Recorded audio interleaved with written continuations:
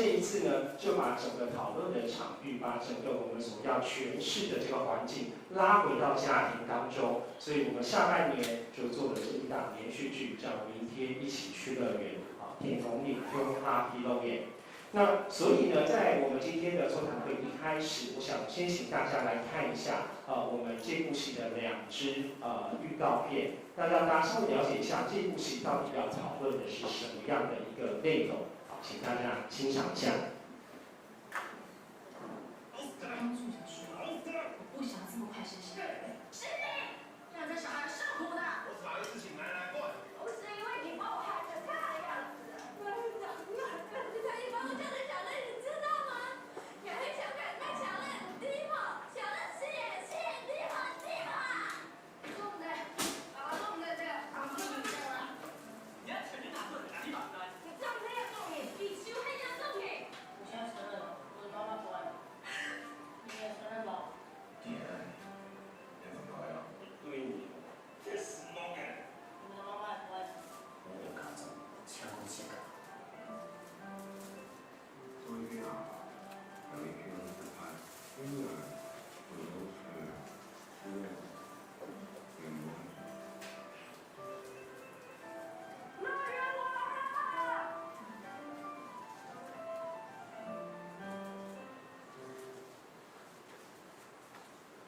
被逼死的人不是我，被网友骂得快抬不起头的人也不是你。强迫到乞丐痛苦，就不是的嘛。强迫凶，怎么给你？为什么会有你？我为什么要生下你啊？你两个人都像个男人好吗？你竟然挑刺我以后就收了，你们两个别骗他喊你。你都是我问你，我怎么让你做？乃至你把账面跟大卫，那你就把这个哎呦，沙卡，不能来拿手杖，这有点太管你了。沙卡，我没有回去，你不要管我，你走开呀！哎你妈哎，哎你别着急嘞。然后讲的加油，小白人我喜欢有点啊。我真的对不起你。非重大的事情却会看不负资料。没有这种事。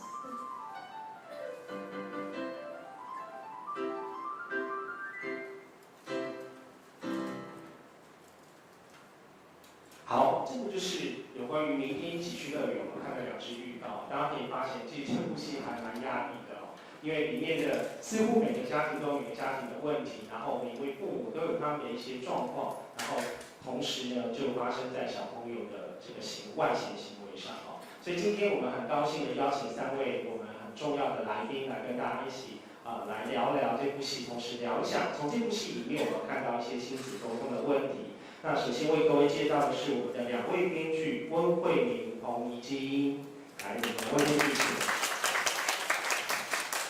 好，在他们到台上来的过程当中，另外还有一位是我们今天的重量级的贵宾哦，也是我们这部戏的顾问啊，我们的邓慧文邓医师。好，然后来，请大家掌声再一次欢迎邓医师。那么，我想一开始，不好意思，那我也坐下来哈，大家比较轻松一点聊哈。那么一开始我们刚刚有提到哦，其实可以看得出来，其实这部戏是在讲3个家庭的故事。那是不是请编剧先来跟我们大概说明一下，就是到底明天一起去乐园这部戏想要呈现什么样的内容？那想跟大家分享什么呢？好，哪一位先？好，请。Hello， 大家好，我是编剧彭晶。明天一起去乐园这个戏想要分享什么？其实我知道这个题目之后想很多啦。那最主要分享什么？其实它是一个3个家庭的故事。那其实这3个家庭都是参考社会，可能在你我身边都会发生的很基础的家庭的状态。然后这些家庭都有一个很共通的问题，就是沟通。就是现在人都会有沟通的问题，就会用猜的去想说，对方在想什么，不敢直接问，或问了得不到自己想要的答案，就自己去想象，然后以至于就很多问题是累积。那就算你爱对方，你也没有办法好好的说出来。那我们觉得这是一个现在很有趣的社会现象，所以我们就把它变成故事，然后写出来。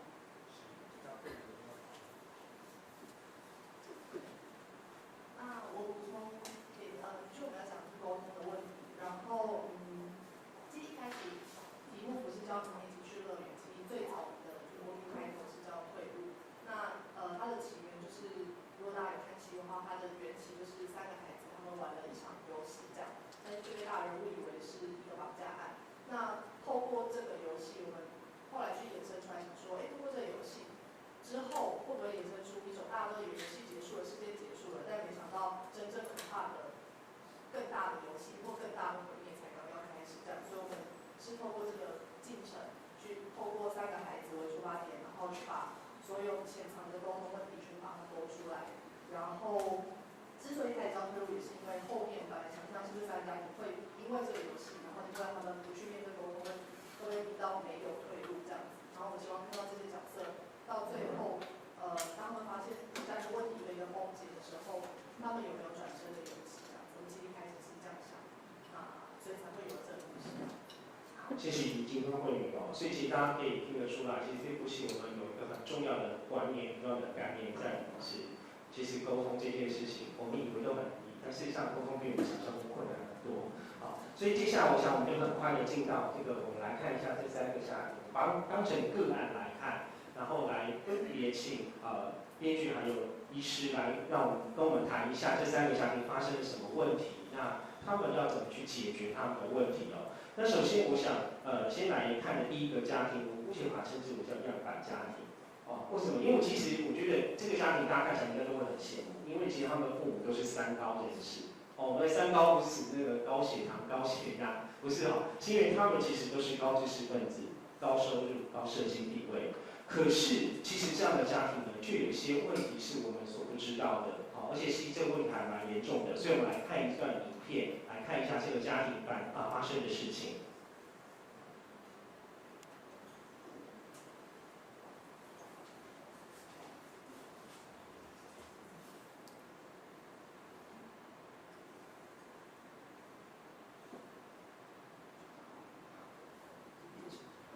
不好意思，工作人员请帮我声音调开一点。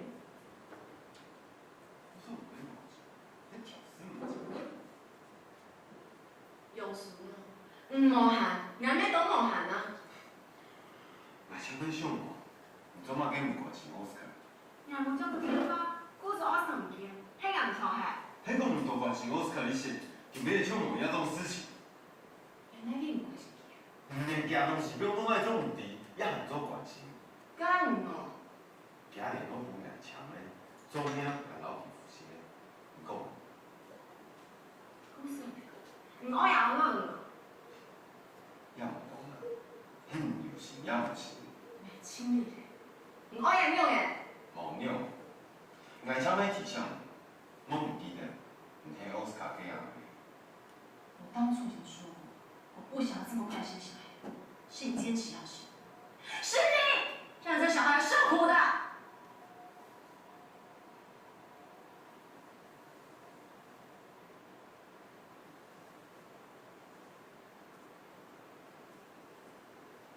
好，那这就是这个家庭发生的一个状况哦。小孩子在这时候还没出现哦，看到是父母在争吵，可是他们争吵的过程当中是跟小孩有关的事情，所以我们还是要先请编剧来跟大家说一下，这个家庭在我们的剧情里面大概是发生了什么样的一个问题呢？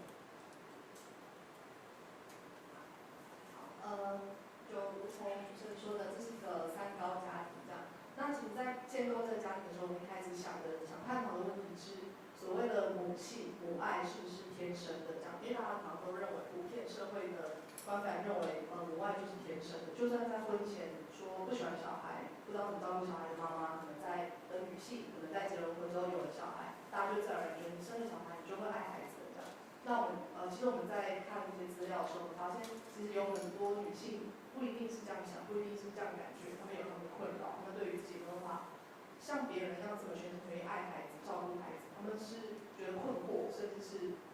觉得很无助的这样。那我们透过这个出发点，来去建构这个家庭，所以我们建构了一个威尼这样的角色。那他没有很想要小孩，或者是他觉得时机未到，他不一定永远都没有母爱，但可能只是当时觉得时机未到这样，但偏偏就有了小孩，可能在 Meg 以她老公的希望之下，他们就有了一个小孩，可是生了之后没有办法，她是个女强人，她还是想要专注在她事业上，所以她就变得跟孩子的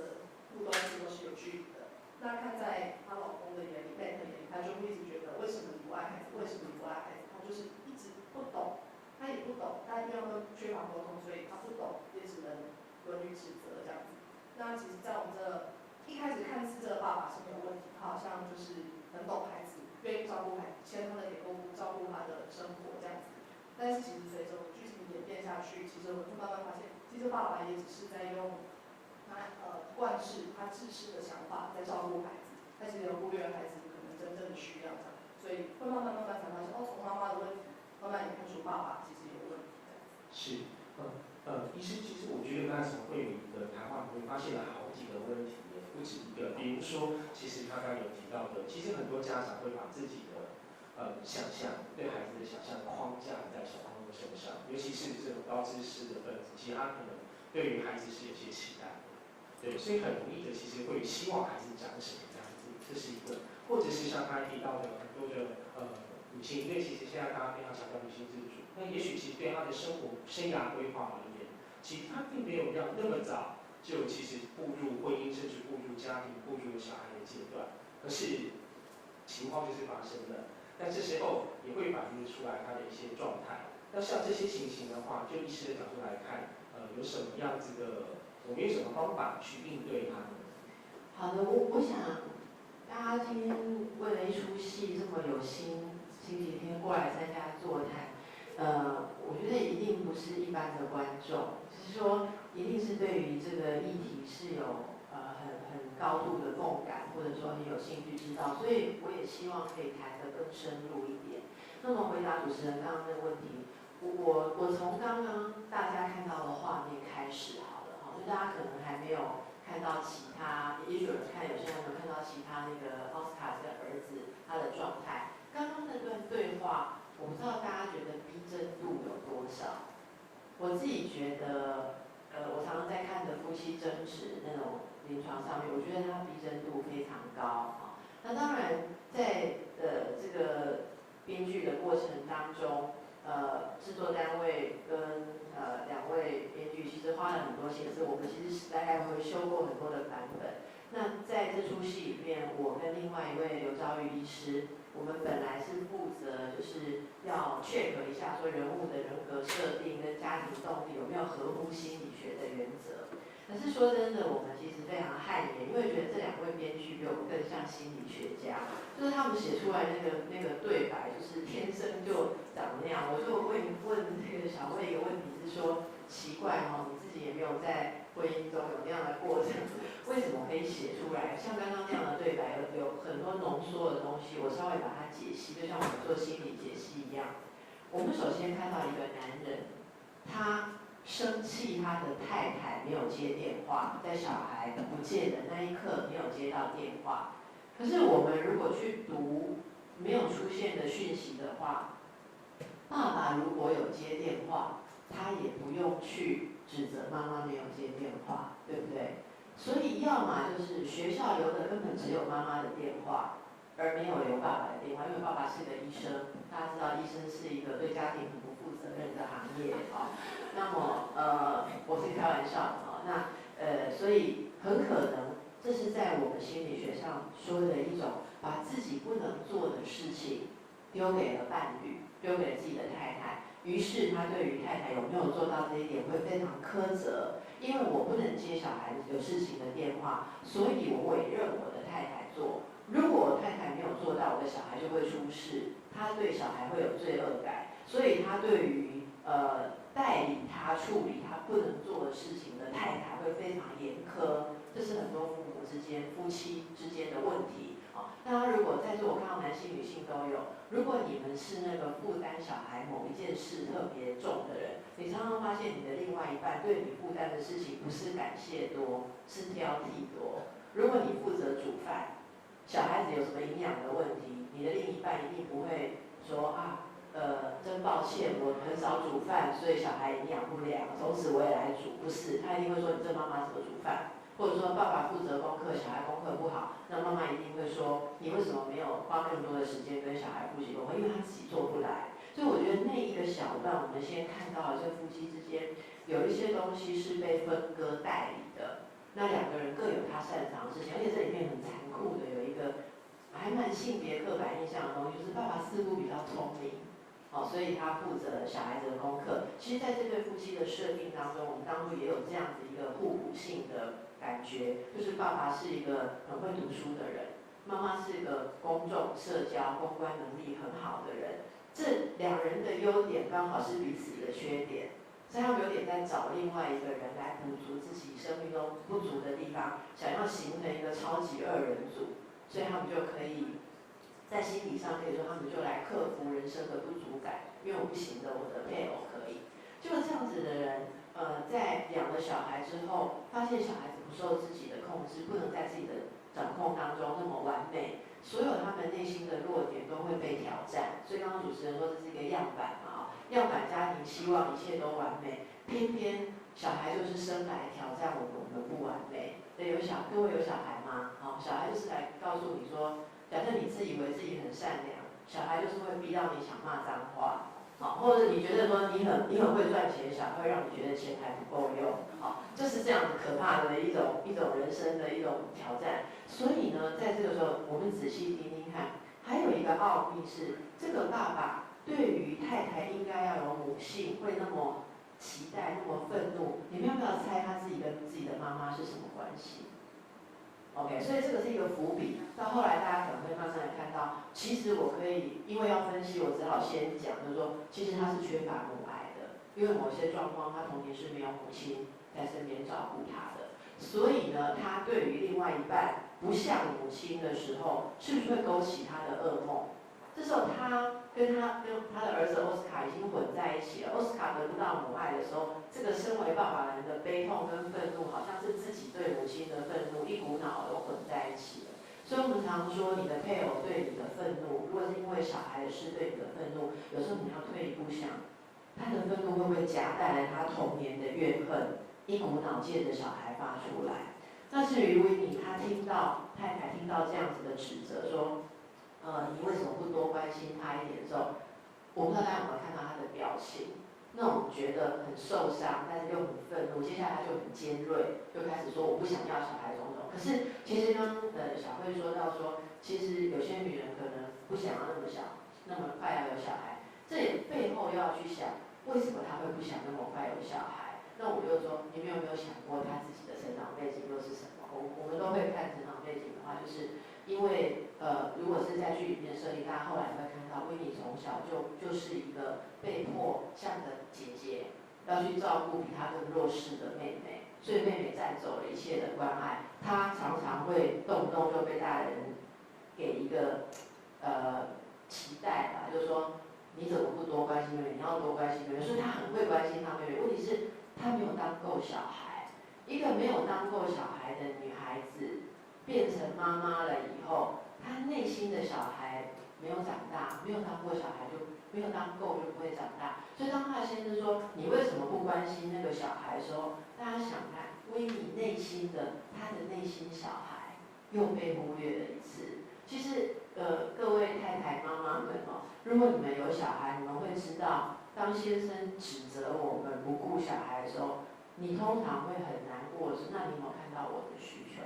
你们有没有自己没吃饭，可是先生一回来就骂说你怎么没有在喂小孩吃饭？可是你只是没吃饭，偷拿一片面包吃而已。有没有过这种场景？我曾经有个案跟我讲说，他不知道他内心就断线，他现在就骂出很多毒辣的话，说希望你们姓陈的通通去死类似这样子的可是这内心没有一个女人是不爱小孩的，怀胎这样生下来，谁会不爱？而是不好的配偶关系跟没有支撑的夫妻关系，甚至一个攻击性的丈夫，会把一个母亲做母亲的功能破坏殆尽。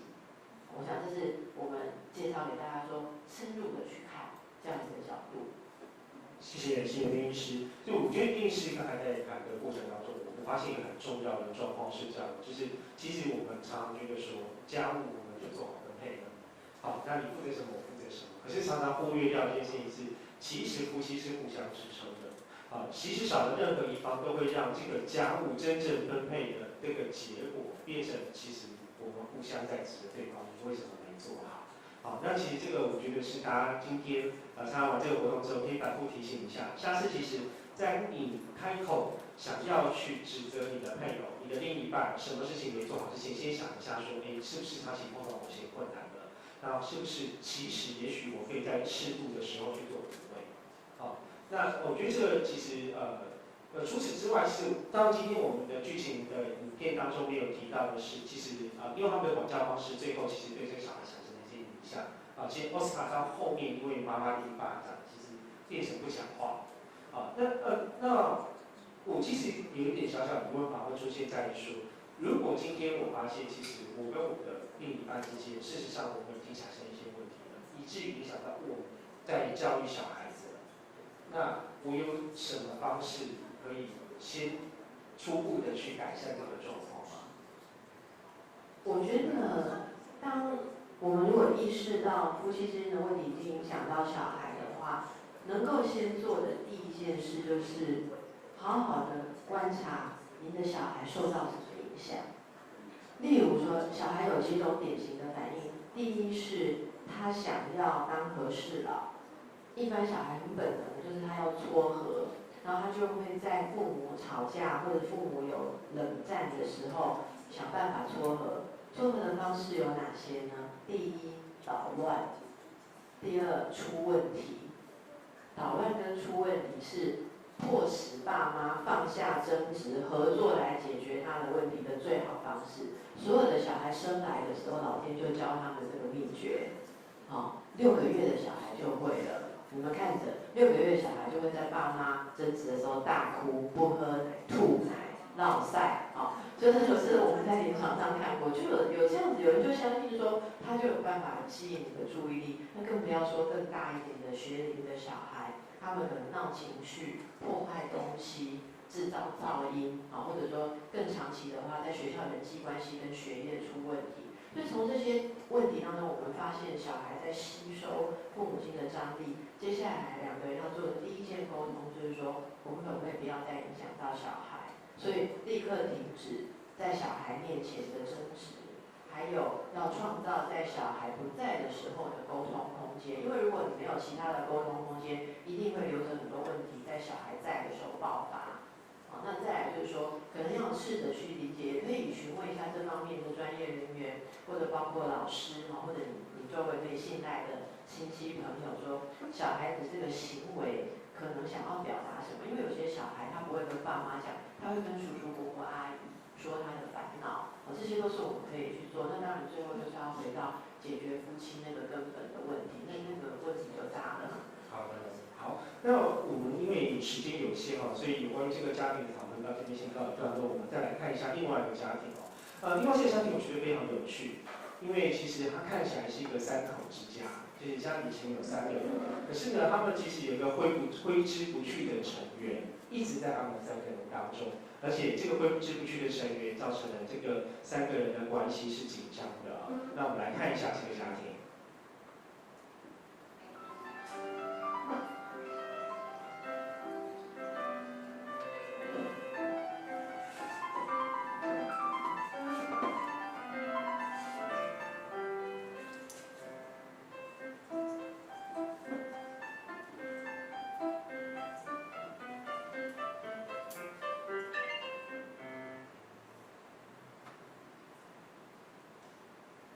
样品好了耶，很可爱你冇可呀，还睇脸。小凯，俺别后的是风吹啊，狗你吹啊。风吹。狗你吹啊。风吹。你刚还讲狗你吹嘿？好啊，狗你吹。哎，手弟，我的信号是狗你吹。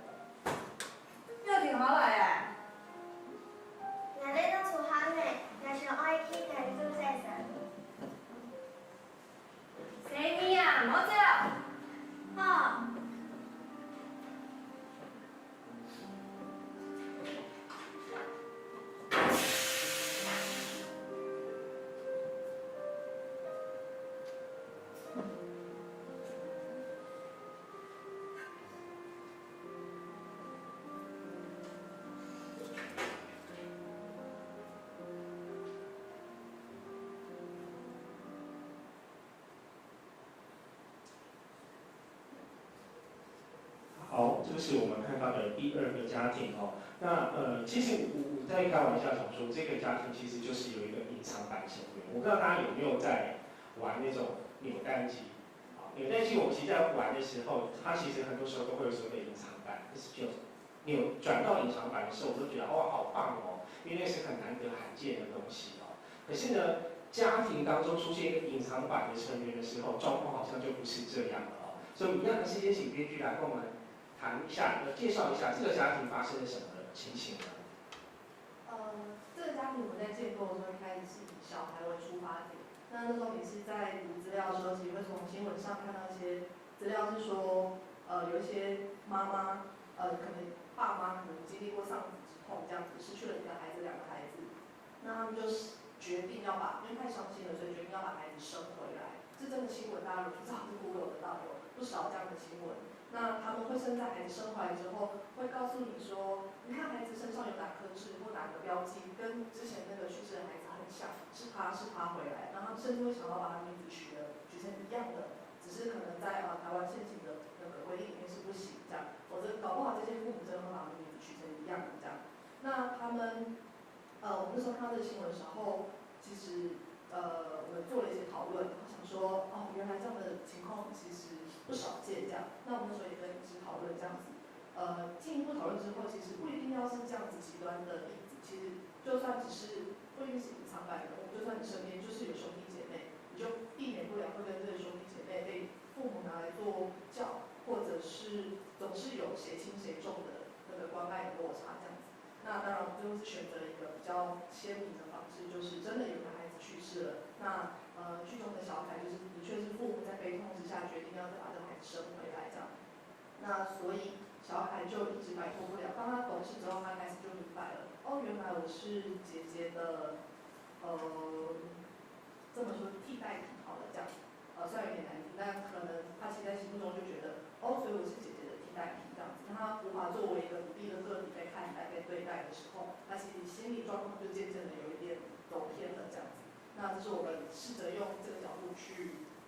切入，然后看看这孩子最后他从一开始隐忍，他为了爸妈好，所以他隐忍了这个不舒服的情绪，到后来当然是导致了一些无可挽回的错误这样。那另外这是小孩子的部分，那另一部分我们也探讨的是这个家庭其实有一个溺爱的回圈，在我们的设定里面，就是妈妈因为过于悲痛，太爱孩子了，过于悲痛，所以想把孩子生回来。所以自从第二个孩子生出来之后，妈妈的所有关爱就只放在孩子身上了这样子。那但是妈妈只爱孩子，但是爸爸这边看到了妈妈的问题，爸爸这边看到我的老婆好像把孩子当成是上个孩子了，但是他刻意忽略这件事情，因为他爱他老婆，他不想他老婆再经历2次、3次的伤害，所以他不去戳破这件事情。所以太太溺爱孩子，老公溺爱老婆，就形成了这个不愿意沟通、不愿意面对真相的一个回圈。这样，那孩子就很努力，孩子在这个回圈里面，他就很努力的去寻求父母的真正的关注，这样很用力、很挣扎的去寻求父母的关注，但是对有没有成功，他如果去继续看，就会发现他很辛苦，但是成功嘛，好像也不然这样。是，一是我发现其实我们这部戏很有趣，因为每个家庭的问题都不是单一的一个问题。因为我们从慧玲的介绍里面，其实发现，其实这个家庭大概如果比较明显看，也有2个问题。一个问题是，小孩有时候常常会被当成是一个不一定是替代品，也可以说是比较的对象。比如说，我可能比较的对象是哥哥姐姐，甚至于我比较对象可能是爸爸妈妈自己。那其实这会对小朋友造成一些压力，然后很明显的发生在行为上。那这个部分其实可以请医师等会再来聊一下，就是说，那像小凯这样子的行为，那他就会发生什么样的一个状态去反映他的这些压力。那另外一个是我们发现是，其实应该不只是像妈妈这样的状态而已。我相信很多父母其实因为疼爱小孩，疼爱到已经有点过了头了，其实也会对小朋友造成一些压力。那像这个部分的话，那又要怎么处理呢？先回答第一个问题，如果说小孩背负着这样子的一种没有办法被看见这样的状态，他们通常会有几种反应就是说为了争取被大人看见，其实剧中的3个小孩最后会做出这些事情，都是想要确认我被爸妈看见。那只是他们的前因不一样，然后方式也有点不同。那么以小凯这个女孩子来讲的话，第一，她根本没有反叛或是捣乱的空间，因为妈妈其实一切是地毯式、滴水不漏的照顾。其实你真的要出错也很难啊，哈。那么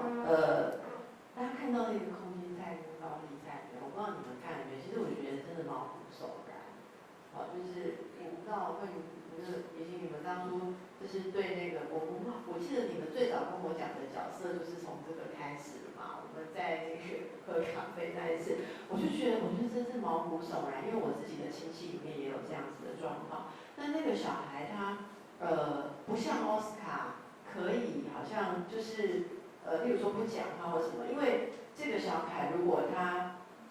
违抗妈妈的意思，会让妈妈失望，妈妈会歇斯底里，会发恐慌症，会过度换气，会有很多的问题，妈妈会啼笑就是了。所以他只能够不断的压抑自己，然后他其实都有抗争，他有试着要表达自己，但是最后他还是受不了那种让妈妈失望的那种恐怖的那种打击，所以他还是假装。所以在这个家庭里面，小凯他在假装，他压抑，然后你看到他会抓自己的手嘛，哈，就在临床上有一些就是语言上面没有办法跟大人沟通的时候，小孩会转到有点像自残。那很多人会说，你们怎么设定这么小的小孩就会？因为临床上真的，我记得我以前在医院工作的时候，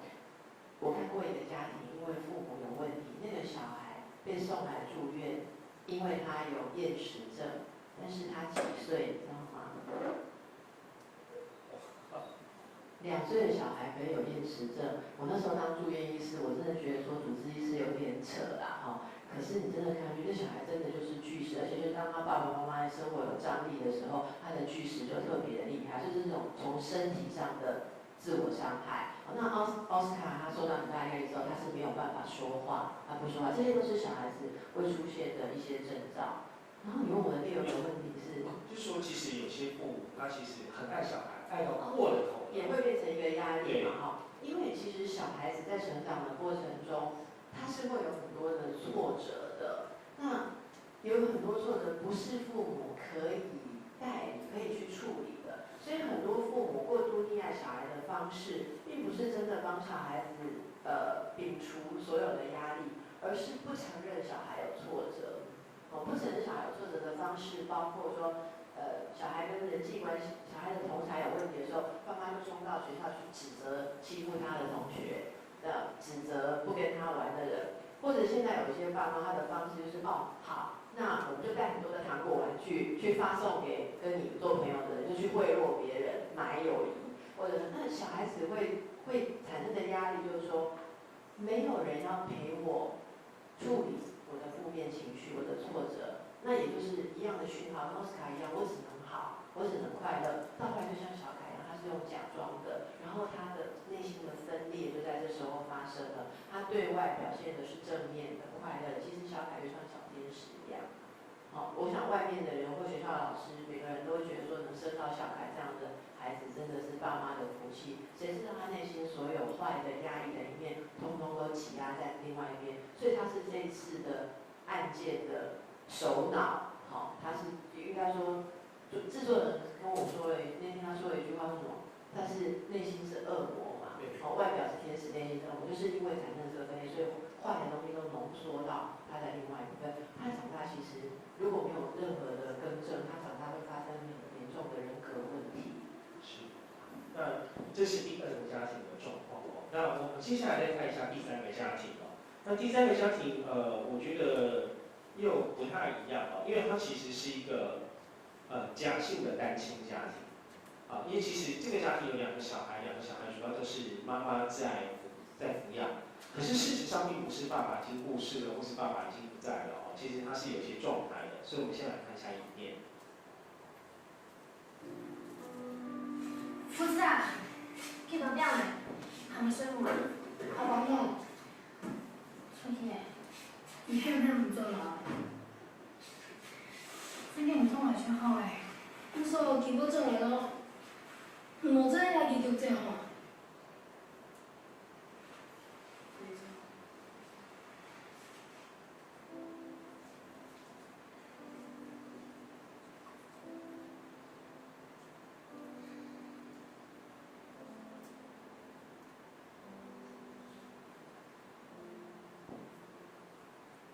夫子啊，下班不唱好。吼，你安怎？阿爸咯，阿爸要去看戏无？差唔对，冇去。我无啊，无阿爸也无阿爸某，你讲夫子啊，反正也无阿爸某装好。你阿爸唔会是你娘身边。唔免无啊，平时打车来啦，拢我伫不卡，唔免有讲来着啊。唔免唔讲唔对，嘿，你也免去充钱。反正把我阿爸平安，唔注意穿钱就后悔啦。夫子。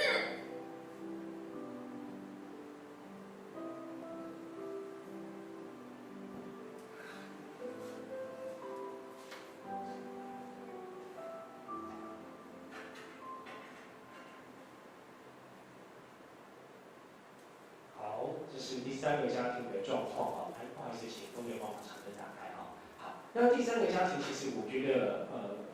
就是我刚才讲的，其实看起来似乎都是妈妈在抚养小孩，可是事实上爸爸不是不在，只是这个爸爸的状态上产生的，其实他是一个两性的单亲家庭。然后呢，其实小孩对于很有趣的地方是在于，我发现这个戏里面，其实小孩反而比较认同的是那个经常不存在的爸爸。好，那这个部分是一样，也先请编剧来跟我们介绍一下这个家庭。这个家庭我们当初在建构角色的时候，其实我们在立文这个部分，其实我们那时候在想象，就是说，我想女孩子可能都会有共同的经验，就会希望说，未来可能长大，如果比较对婚姻有憧憬的人，可能尤其是对现状比较不满意的话，就会希望可以找到一个好的对象，然后未来可以一起共同组织家庭、经营家庭这样。那立文就是一个比较希望有个白马王子来救他的性格，那以至于他挑选到了他觉得是对的对象的时候，那其实他的先生就是治良，他其实当初在交往跟结婚的时候，结了婚之后他就开始赌博，那因为赌博之后呢，就开始没有办法正常的工作啦、赚钱啦，那已经结婚了怎么办？我觉得立文这个角色，他比较代表的是台湾有一些假性单亲的家庭，母亲可能为了生活，为了小孩，然后为了家庭，他隐忍了很多关于现实上面的一些压力，然后好好的还是努力的赚钱去照顾小孩。那他为什么要一直等待他先生一直以来的，比方说赌博啦，或者是说其实不肯离婚，其实他一直想要离婚啊，但是他先生一直不同意，然后一直对他情感勒索。那他们生了2个小孩，一个是父子，就是我们3个孩子的那个其中的一个主角跟丁玲，他生了2个孩子，那他一直没有办法离婚，他又想要好好照顾小孩，希望老公可以离婚，就跟他离婚，可是他先生还是不愿意，因为这样子才可以一直从他身上勒索到更多的钱或者是情感。那这个孩子其实他小的时候，他刚出生的时候，其实他对父亲的印象，父亲一直就是一个玩伴，对他很好，所以他对父亲没有好的印象，以至于妈妈又不想要在小孩子面前讲你爸爸是个坏人，所以他一直以来小孩子会以为哦，我的爸爸很好，然后我的母亲又不在我身边，然后只会骂我，所以以至于到后面他们这个家庭就是说，变成是小孩子比较喜欢爸爸，然后他不喜欢妈妈，他也没有办法感受到就是妈妈为这个家庭的付出，他只想要爸爸一直当他的玩伴。好，谢谢。那其实我们把这个，因为有时候戏剧其实为了戏剧性，就这个戏剧的那个冲突性，有时候当然我们的案例会比较特殊一点。可是我觉得这里面隐藏了一些其实一般家庭会看到的状况，比如说很多的父母常常会在家里在想，到底是要办白脸，是要办黑脸。尤其很多其实不喜欢办黑脸呢，因为老觉得说嘛，因为我办黑脸，小朋友就会跟我不亲，或者是其实有很多爸爸妈妈会有感觉是，我好辛苦的在赚钱养小孩，可是小孩都不体谅我，他常常会抱怨说为什么你对他，你不陪我，你怎么样怎么样，反而对于那个经常在家里可以陪伴他的，或是跟他一起玩的那个人是比较认同的。好，那这个是一个状况。那另外一个状况是，其实这里我还发现一个情形是有关于离婚这件事情。包含说，其实我们这里的主教，其实他已经走入一个错误的婚姻，可是他这个错误的婚姻是没有办法被解决的。那这样的情况会对孩子产生什么样的影响呢？那请林医师。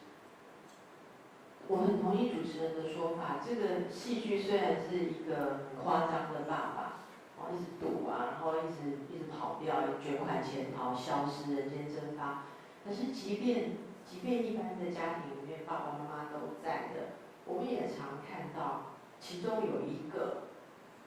对小孩其实是只负责玩，就是只有负责骗小孩的。我看过很多的家庭，他们来咨商的时候，会有一个人他抱怨他的伴侣说，他都让小孩觉得，比方说假设爸爸就小孩就觉得只要跟爸爸说什么都好然后小孩就容易会不听管教，这是父母如果观念不一嘛除了刚才讲的半黑脸半白脸的问题之外，我们很常看到的单亲家庭，现在人都会说，如果小孩跟着一个人比方跟着妈妈好了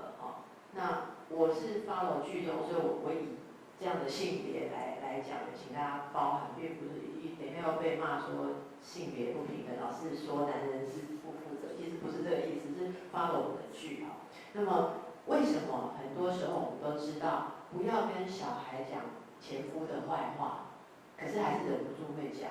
我看过很多的个案，他们说的是因为不去讲，就像这个立委一样，不去讲的话，那个小孩子整个那种观念错误到你真的没有办法教育他。那爸爸还会偶尔跑去学校找他，跟他乱讲一些话，然后可能10天半个月出现一次，就买玩具给他，然后跟他说爸爸才是最爱你的，你妈妈是恶魔。可是这个单亲养小孩的这一个人，常常要负担教养，所以他必须要有黑脸的时候，他要骂小孩的时候，甚至如果我们从心理发展来讲，小孩子的婴儿式的期待是无止境的，妈妈随时或爸爸随时都要符合他的需求。但是成长就是一种认知，知道我很多的需求没办法被满足，因为爸爸妈妈也是一个人。例如我要妈妈永远抱着我，可是妈妈要上厕所怎么办？那时候小孩的内心很本能的还是会有愤怒如果这时候有一个双亲是缺席的，那么小孩很容易想象说，所有解救我的秘密、解救我的途径，就藏在那个不出现的超人爸爸那边。所以父子他都觉得说，例如妈妈，你可以想象丽文这样子的角色，他可能没有办法供给小孩子很富裕的生活。父子会不会有一些玩具别人有他不能买？例如奥斯卡有的玩具，大概父子很多买不起嘛，小凯有的他也是，所以他会对妈妈其实会有一种不成熟的时候，对妈妈会有一种不满，然后妈妈又常常不在，妈妈会累，会脾气不好，他就会幻想说，一定是因为妈妈不够好，你把我的爸爸搞丢了。这是我们在很多单亲里面看到那个抚养小孩那个人的痛苦。所以我说，如果说父母关系在离婚的时候要怎么样去处理，才不会对小孩有伤害？最好的状况还是两个人都能够像样的去照顾小孩，但是也教育小孩，不要为了讨好小孩而怎么说呢？就是只做好人，然后因为如果你现在只愿意做好人，以后出问题的是你的小孩。愿不愿意在为了小孩好的立场下，你不要跟前夫或前妻去做一种斗争？我想这是我们最想要呼吁的。是，那其实我刚才其实在电影室谈话里面也提到一个，他们提到一个状况，就是说，其实提到小朋友其实是会有很多的挫折的，对。可是事实上，大人生活也很困苦大人也有很多挫折那到底我们要不要把我们的某些情绪让孩子知道？或者是什么样的情况下可以让孩子能够体会、了解我们的情绪？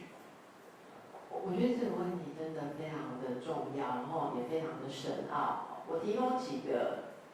比较清楚的准则哈。第一是要看小孩的发展年龄，他的心理年龄。小孩如果在大概假设我们用学龄来分，小学以前的话，我们还是建议尽量不要让小孩有压力，因为那是一个建立安全感跟自信很重要的阶段。应该说安全感更重要，所以那个时候最好大人能够让小孩觉得无忧无虑。那么小学期之后开始慢慢的要培养自信跟他透过解决问题的能力来培养自信。所以大人有一些情绪压力的，没办法不让小孩看到，因为他也比较会看的。4、5岁的以前，他可能还看不懂，搞不好妈妈在哭，一边跟他玩，他也觉得一样，其实不会觉得一样。但是我说，如果你到了学龄，他一定会知道有事，小孩就会觉得有事。这时候可以适度的做一些解释例如说，现在妈妈工作上有一个困难，例如说妈妈的工作成绩就像你学校考试一样，被认为是不及格的，所以妈妈必须更认真的工作，不然会被妈妈的公司像学校开除一样被开除了，所以会留级了。所以妈妈现在在工作上就像你写功课一样，压力很大就是可以这就是教导小孩情绪是什么。可是这样是不够的，你必须说，但是妈妈会怎么处理？你必须去示范一个有效的处理情绪的方法，而不是拿情绪出来跟小孩说，你妈现在情绪很不好，你给我皮绷紧一点。我现在告诉你这句话就是叫你乖乖的，不是这个意思，而是说妈妈也有心情不好的时候，所以妈妈心情不好的时候，现在比较没有办法跟你玩，因为妈妈要赶功课。那所以你可不可以自己玩一下？因为我们功课赶不上的时候，就是要更努力，就是要少玩一点。那你以后遇到功课有压力，你也要跟妈妈一样，赶快把这个功课弄好，我们就可以去玩了。那这小孩就会知道说，大人是有压力，可是压力是可以解决的，这样就比较不会伤害到他的安全感，而且可以培养他敢于去面对情绪。我想这是现代人很缺乏的。另外一种，如果在更大了，到了青少年的时候，会比较复杂一点，因为青少年有很多叛逆的心态，他们对父母会有很多矛盾的心结。例如说，你好好的跟青少年小孩谈情绪，小孩有时候会嗤之以鼻，他会不屑你那么的感性，然后不屑你那么的无能，因为他们开始幻想自己要变得很棒，变得什么都懂。他可能如果青少年小孩会发现你跟他谈情绪，他一定就是扁嘴啦，或者走开，或者说你蠢蛋啊。你如果跟他讲跟爸爸吵架，就离婚就好了啦。青少年最喜欢这样讲。这时候其实可以视情况，爱讲就讲，不讲就算了。但是可以让小孩知道空间，每个家庭成员都有空间。例如，现在是妈妈思考的时间。如果你想知道妈妈在想什么，欢迎你敲我的门，就像你也要我敲你的门一样，就开始让他知道每个人有自己很复杂的事情要处理，每个人有空间，这是不同的阶段。是好。那其实我觉得在我们今天在成长座谈会当中呢，其实一直在提到一个事情，就是所谓的家属治疗，所谓的婚姻咨商。那其实可是我相信对很多的观众来讲，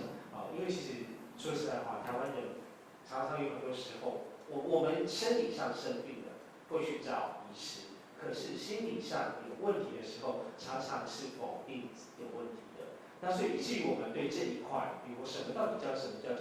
治疗，什么叫做心理咨商，什么叫心理咨询等等这些，其实我们不熟悉。那是不是可以请邓医师简单的跟大家介绍一下，这到底是什么样的一个场域？然后我们在什么样情况之下可以寻求哪些管道获得这样的资源呢？好的，其实现在蛮多人在使用这样的资源，因为我们所知道的各个心理治疗机构，包括大小医院各个等级的医院附设的那种心理治疗，都排队排很长。也就是说，如果你现在到假设是比较大的医院，有心理治疗中心，你说我要做心理治疗，搞不好他跟你说你要等3个月、6个月。像我以前服务过医院要等1年，你才能排到咨商室啊。那所以很多人在使用的这个咨商是什么？我就稍微介绍一下，因为其实很少人了解这样子的一个这个专业内部的结构。我这样说好，假设是用一条线性的概念来讲好了啊。心理咨商在假设我说最内端的是比较认知跟实务讨论的，然后在最这端的是最接近潜意识、内心的幻想啊，或者说是个人的一种内在的。那一端的我们通常可能会称为心理辅导、心理咨商啊，所以当然也可以称为心理治疗。那一端的比较像是说，好，你有压力，你去找一个治疗师啊，可能短期的讨论，针对你的问题讨论。那也许治疗师会给你一些建议，例如说，以有名的认知行为治疗来讲的话，像勋奇，每次碰到一些压力，他就会不能呼吸，甚至在开车的时候会恐慌。可能治疗师会跟你说，那你下次就是可能你来治疗的时候，我们要练习怎么呼吸。所以每次你恐慌的时候，你就要照着这个步骤做。我们举个例子好了，甚至说，当你抓到自己放松的时候，治疗师有认知行为治疗师跟你说，那你就比方说你手指头就做一个拇指按下去的动作，来产生一个连结。于是下次你紧张的时候，你就把拇指按下去，提醒你自己要怎么放松，就记得我现在教你的。这是有一些教导的部分。可是如果我说推到另外一端，我们以精神分析来讲啊，比方说我是荣格分析师，那或者有这个个体关系或弗洛伊德学派精神分析师，我们几乎不会去给个案建议。我们做的事情就是不断的探索，不断的帮助个案去看你自己内在有几种想法，甚至有你潜意识你自己不晓得的欲望跟冲突，然后甚至我们会解析梦境。然后透过这些，让一个个案他越来越清楚我的成长过程，我内在的矛盾是什么，然后他自己去决定他要怎么做。那在这中间有很多跨在两个，例如说两个的比例，大家就可以想成一条轴线。例如说所谓的精神分析取向的治疗，可能没有到纯精神分析那么的潜意识或那么的密集，它还是有很多讨论的部分，可是它又不会像这个认知咨商一样那么给建议，那么聚焦。所以一般大众在使用的时候，可以先想想你想要的是什么。有些人其实他讨厌人家给建议，他想要自己去解决。例如有的人认为，夫妻问题，我老公的问题，还有谁比我更了解？所以我才不要去听一个人跟我讲说我是我老公的肋骨变的，我根本不需要哈。那我也不需要你告诉我夫妻怎么相处，什么每天花1小时沟通，我不想听那就不是。我只是想知道为什么我离不开他，我又这么痛苦。OK， 如果你只想知道为什么离不开，那你还蛮适合这一端。那你又喜欢探索潜意识，你相信自己有一些自己不能自控的事情，那可能就在这一端。可是如果你是那种你现在根本没办法思考，你需要人告诉你 ABCDE， 你来找这边，坦白讲一开始会蛮辛苦，彼此会落差蛮大的，所以大概是这样的过程。那其实这是性质的分界，那一个人就叫个人咨商，两个人叫两个伴侣叫伴侣咨商，一起参与的就叫家庭咨商。那每一种咨商都在这个界限当中，还有很多的理论派别，着重的点不一样。是的，那我相信如果有观众更有兴趣的话，有很多的管道，大家可以去寻找这样子的资源啊。那当然，我们这个1个多小时的活动里面有很多的问题没有办法这么具细理的跟大家做分享啊，就是开个端，希望大家一起来注意这个问题啊。好，那接下来呢，因为特别说一下，因为我们其实很感谢邓医师在百忙之中来协助我们进行这场活动。那因为邓医师其实接下来也有其他行程，所以我们等会在会后没有办法，就是让大家有私下去询问请教邓医师的机会。所以我们现场现在会开放时间提供大家可以发问我原则上只是进行3个问题然后如果任何对于刚才谈的过程，或是对于我们戏剧当中提到的一些状态你们其实有任何的问题想要了解的，想进一步想追问的现在都可以举手发问。那不知道大家有没有什么问题？请说。不好意思。主持人跟2位编剧还有邓医师，你好。那邓医师，我是为你才从台中过来的，对，然后我想要问，因为你刚刚有提到那个小凯，他说就是你如果他的家庭一直都没有改善的话，那他长大以后人格会出问题。那我比较想了解是，他长大以后人格会出什么问题？是指解离吗？解离性的人格吗？还是说是哪一方面的精神的问题？谢谢。所以这是问我还是也想听听？好，那我就先回答，等下再看两位有什么补充好了。当然因为小凯是一个虚拟的角色啦，哈，所以我可以分享一下我们在创作过程的一些幻想。其实我记得我们那时候有聊到，是先从长大的人去回溯说他一辈子就是这样长大的啦。那我自己看到的例子，因为他的声音一直没有办法被听到，所以他对人跟对自我的基础的信任是不是会出问题？所以我们可以想象，他很容易会认为真正的我是没有人要管、没有人要听的。所以我想他内在对于真正的自我，包含着又爱又恨的矛盾，也就是我又想做自己，可是我又不相信我可以做自己，那会形成一种内在的自我攻击的力量。所以这样子的人常常，您说的解离，我觉得很有可能发生。所谓解离，就是说，第一个，如果古典一点讲解离，他人格可能会有分成好几种，有另外一种说法，名字叫多重人格。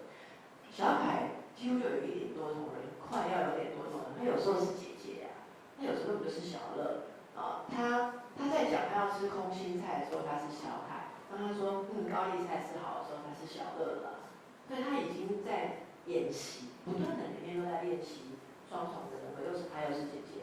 那另外一种状况是，他有一些身体的症状。那么在解离这个面向，古典一点的精神科理论里面，它有包括转化症，就是解离有人格解离，也有身心解离。所以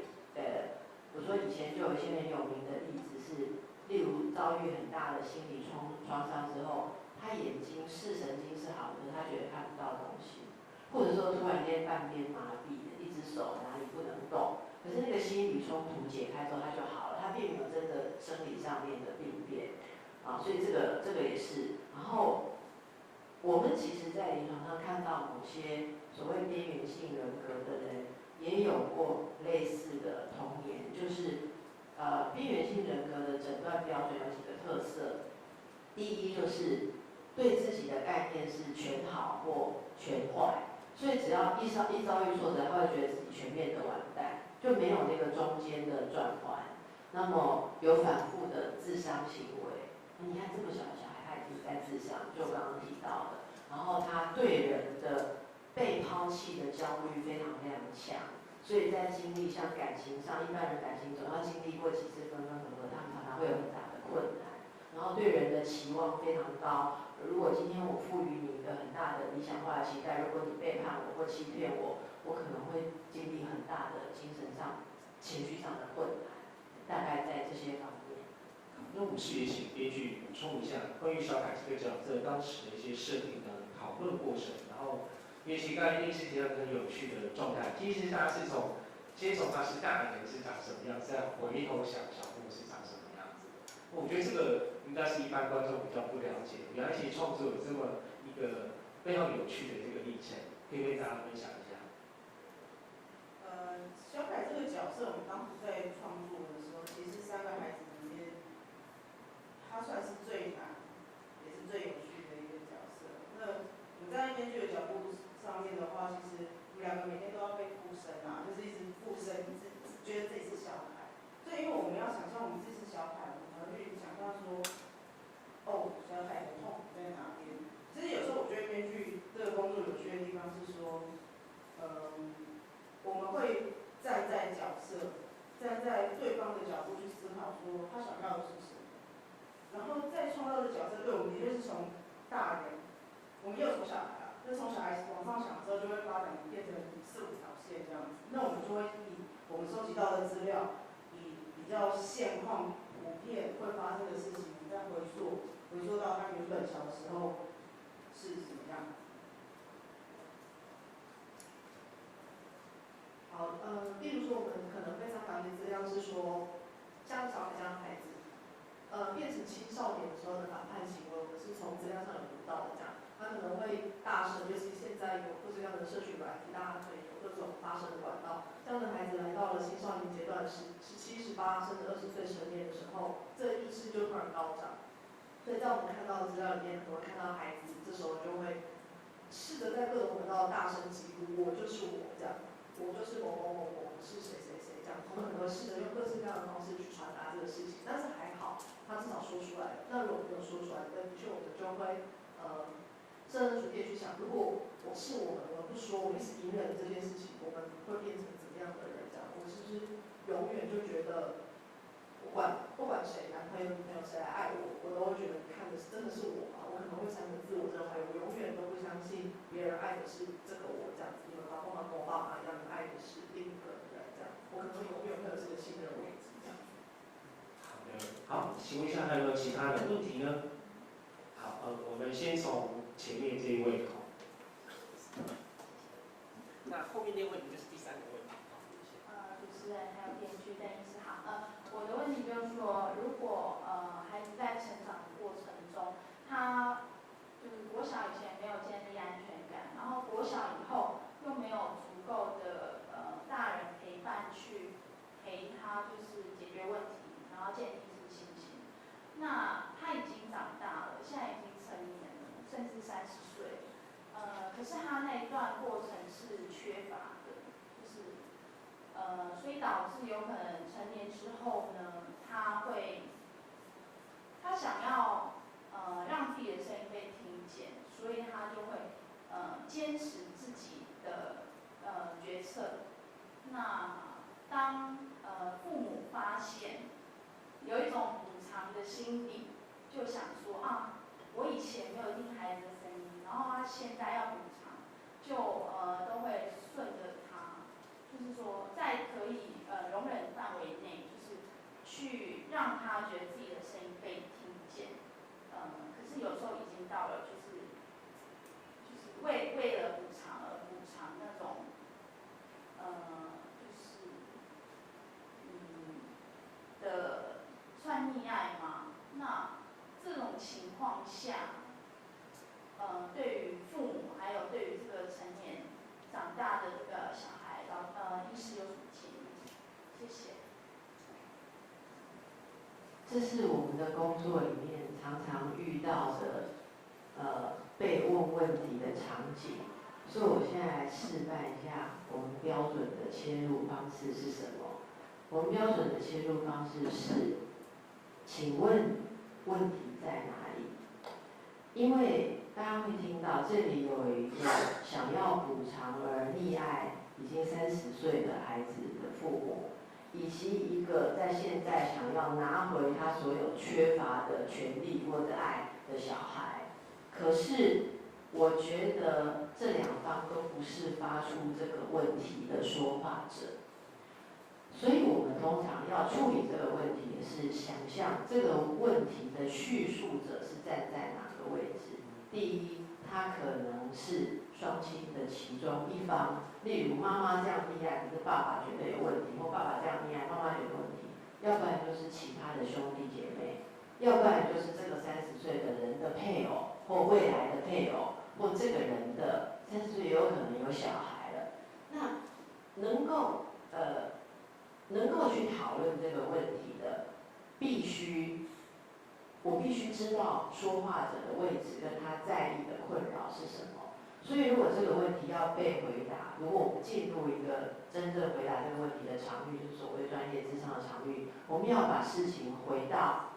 你刚刚没有提到的这个提出问题的人觉得的困扰是什么。好，例如说我听过这样，以兄弟姐妹的立场来，假设一个弟弟提出问题，说我姐姐变这样，或我哥哥变这样，他通常是要说到自己的痛苦，例如他看到父母亲继续这样，他也许是家庭会受到损害，比方这个人开始滥用父母亲的财产，开始破坏家里面的结构，甚至会把很多家里面的兄弟姐妹之间的气氛弄得很僵，所以他处在一种有恨的状态。那么这个恨对于他自己作为一个小孩，他又是如何的感受？会不会他一样跟这个哥哥姐姐一样，小时候也没有好好被关爱，可是他自己去成长，他并没有要用这种要债的方式要回来，所以他看到他的兄弟姐妹用兄姐用这种方式去要，或者弟妹用这种方式去要，他可能会心里面觉得，那我在干嘛？或者说我要如何帮助这个家健康化？这个必须要回到这里来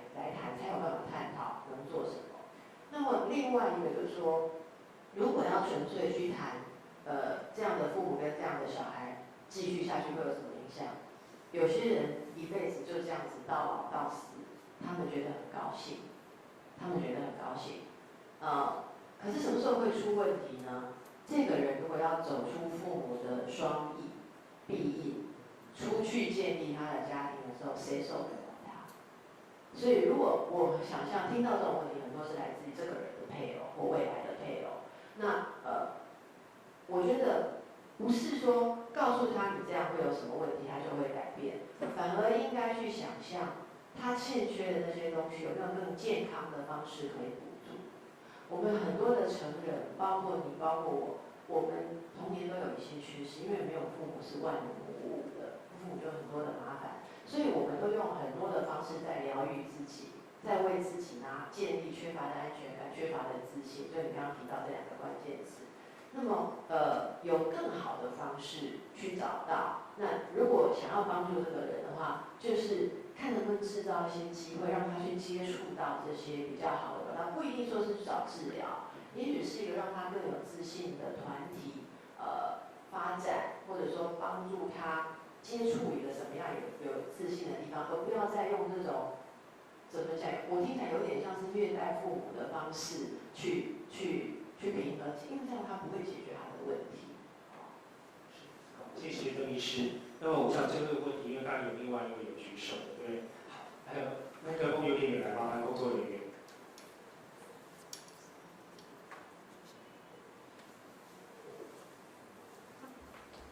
你好，就是刚看那个影片，就是那个第二个小女孩弹钢琴的小女孩，就是小凯。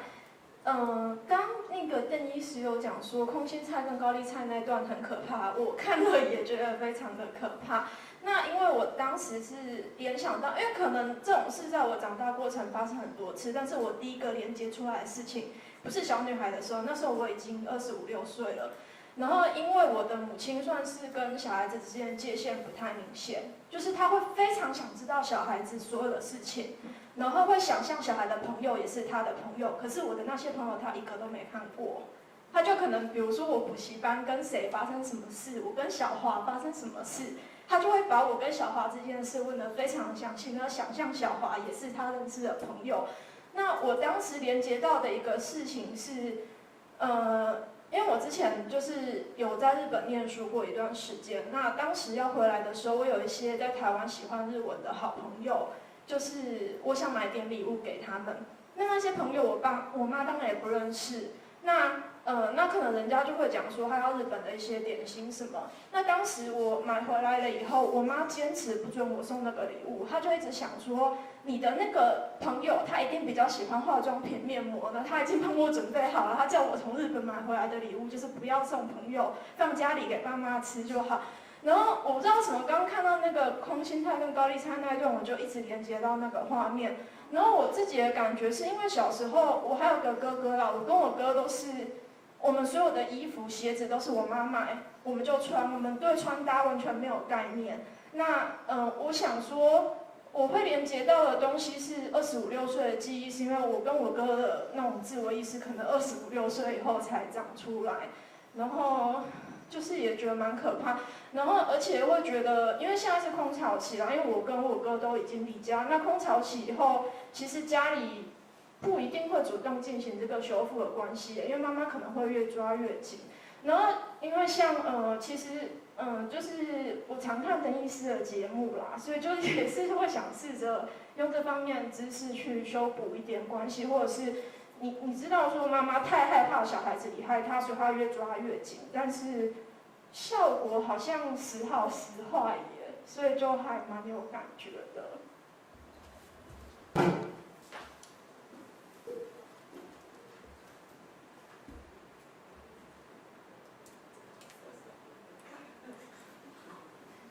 我请问两位编剧有没有要回应？因为他们塑造了这样子动人的情节，是他们就是一种天赋的敏锐来回答。我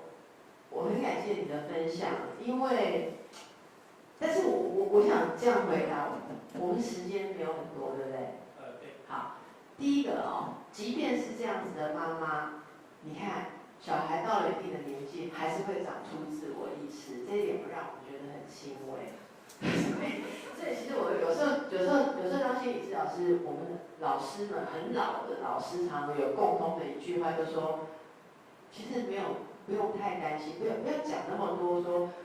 父母怎样会把小孩养坏，因为人有自我修复的本能。好，我们在座会关心这些议题的人，很多你们童年都有千疮百孔啊，我相信。可是大家长成了最求知、最上进、最有爱的一群人，我也有时候觉得这是一个不争的事实。所以大家当父母，我不是说随便当啊，但是如果有一天搞砸了什么，也不要太烦恼。我觉得我必须要强调这一点，不要搞得大家就觉得说，哦，小孩像玻璃做的，那你真的会像主持人讲，弄成另外一个压力。那第二个我听到从您的分享里面讲，就是说，妈妈的空巢期。我们有，或者说妈妈的控制欲，我们有时候要有两种观念同时使用着。第一是如何自保，不要再被卷进去，然后过着痛苦的人生。另外一方面是我们要如何理解母亲，然后不要再把事情搞得更糟。第一个方面就是说，如果您的母亲是控制欲很强的，甚至有一种说法是母亲本身非常的自恋，所以她要把家里面的人打造的全部都要照她样子，特别是孩子。这时候作为孩子，特别是女儿，自保的方式有几个。第一个就是说，要适度，要有能力区隔母亲的情绪跟自己的情绪。当母亲又要把她的喜怒哀乐、愤怒什么东西，透过一些复杂的转化丢到你这里来的时候，你要会对自己 say no， 是对自己 say no， 不是去跟妈妈说，我告诉你，我去上了一个课，你就是把你的情绪丢给我，你只要把你的东西种植在我的体内，我不要，妈只会更抓狂。好，这是我刚等一下讲的第二部分。而我们要对自己 say no 的是 no， 这不是我的情绪。我曾经在不久前介绍过一本书，在广播节目里面，就是讲。妈妈有自恋人格的女儿要怎么办？那本书英文名字叫做自恋妈妈的女儿的样子，但是中文翻译成我的妈妈有公主病。好，那里面就有一些实务的方法，如何不让妈妈继续在控制你，什么时候冷静的 say no。那另外，我其实要讲一个我们文化当中，就像我们刚刚编剧一直提到，我们要去体会一个母亲为什么变那样。我不知道你的母亲对应这三个母亲，你会觉得哪边有点类似的影子？你的父亲给他很幸福的婚姻吗？你的阿嬷给他很好的婆媳关系吗？你的外婆、外公又给他什么样的成长环境？所以妈妈为什么那么需要抓着小孩，在小孩的人生里面演出自己？妈妈的舞台没有，所以这时候。我们如果真的要达成跟母亲之间的修复，有时候我们不可避免要做一件事，我们是要去，我这样讲，希望大家能够理解我的意思啊，就是说也要把妈妈当小孩一样。如果我想要有机会长大，而我妈妈还是个小女孩，没人养她，没人照看她，那我能不能在自己成长的时候，我也带着她一起成长？如果我一直要她像个母亲，没有一个如果我指责他，没有一个母亲像你这么不讲理，没有一个母亲像你这么不成熟，没有一个母亲像你这么霸道，那么他就是不断的重复一个被骂的小女孩的状态，他就要停在那里更久更久。大家不知道有没有看到，有些妈妈已经变阿嬷了，她等着好不容易你生了小孩之后，她还要来你的小孩这边再复制一次你所有受过的苦。然后你就会发现你要保护你的小孩，绝对不要让他去外婆那里，可是他就会更生气，他就每次见你的小孩就要跟你的小孩说你的坏话，然后还要买所有小孩穿的衣服，小孩吃空心菜，他一定要说你要阿嬷煮高丽菜，一样的事情还可以再来，所以要断根的话，你怎么爱他？爱他就会正常化。谢谢邓医师。其实我刚才觉得这一项其实好像可以变成下一个编剧的题材哦，因为我们其实在谈论亲子关系的时候，我们过去都是常看的是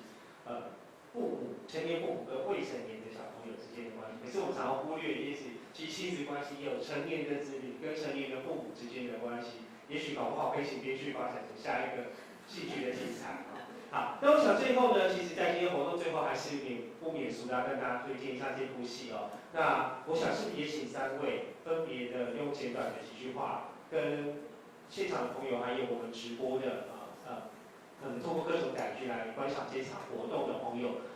说明一下，您觉得为什么希望他们能够来看这部戏《明天一起去乐园》？我们从先开始。我想先讲一个小故事，就是其实这个故事最早最原始的发想点是那个我们的制作人陈美山制作人，他也是一个编剧。那这个故事一开始的时候，大概我在3年前第一次听到这个故事，然后那个时候叫退路，然后我们这个跟特台，我们那时候的名字也叫退路。那他其实是一个坏人，他其实要把大家搞到没有退路。就是全部人都找到绝路，可是他那个时候跟我讲这个故事，我第一个感觉是很震撼，然后第二个感觉是，他其实他自己也是在学心理相关的东西，他就跟我讲过一句话，我说你这个故事要给观众听，他说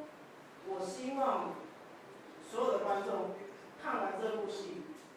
然后你们在这些角色身上寻找你们自己的影子，好好疗愈自己。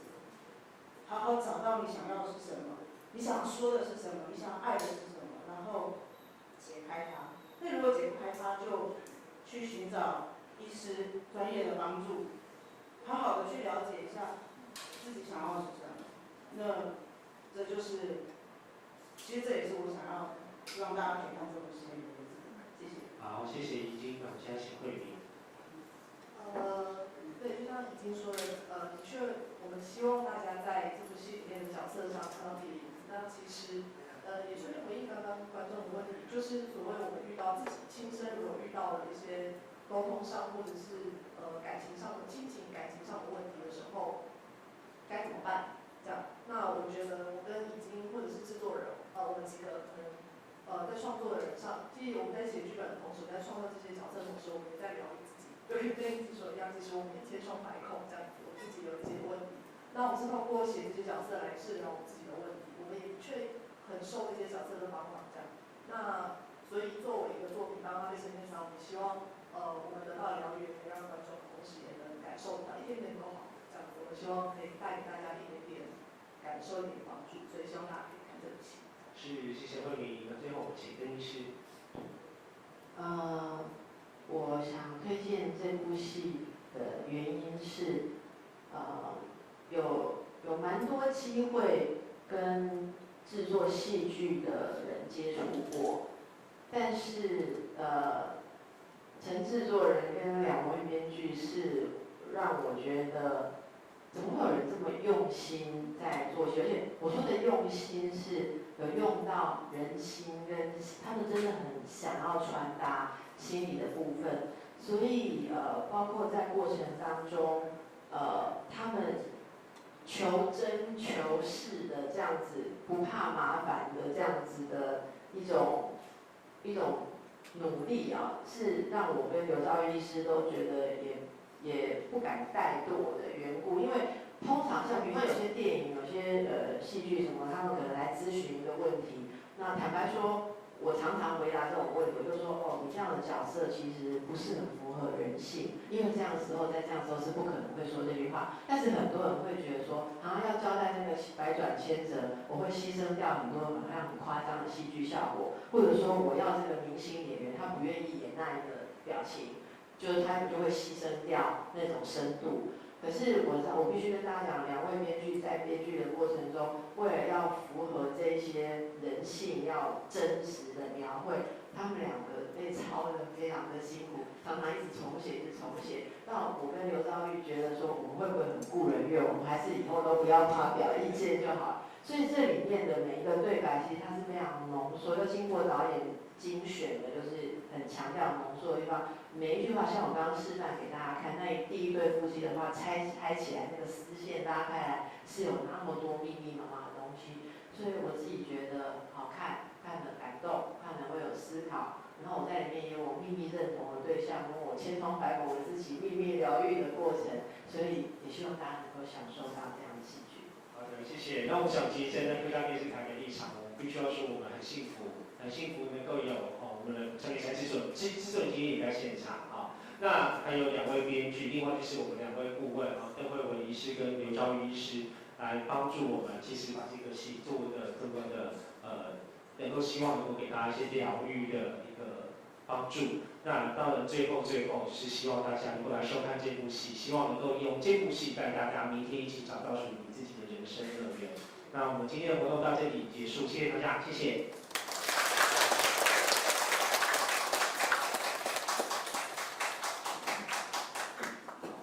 那接下来我想请大家先在原地不动。